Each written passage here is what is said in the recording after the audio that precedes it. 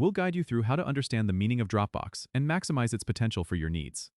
If you find this helpful, consider subscribing and liking the video. First, open your web browser and go to the Dropbox website by typing www.dropbox.com into the address bar. Once there, you'll see that Dropbox is a cloud-based file storage service that allows you to store your documents, photos, and videos securely online.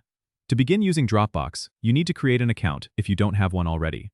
Click on the Sign Ups button and follow the prompts to enter your email, create a password, and complete the registration. After signing up, you'll be directed to your Dropbox dashboard, where you can start uploading files. To upload a file, click on the Upload button, usually located at the top right of the dashboard, and select the files from your computer that you want to store in the cloud. Dropbox automatically syncs these files across all your devices, so you can access them anytime, anywhere. You'll notice a Files tab on the left. This is where you can organize your files into folders for easy access.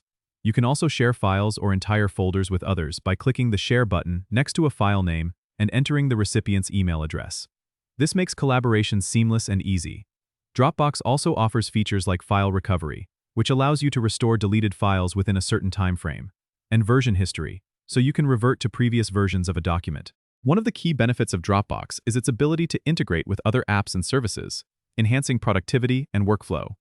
You can connect Dropbox with tools like Google Workspace or Microsoft Office for seamless document editing and sharing. Don't forget to subscribe and comment if this helped you out.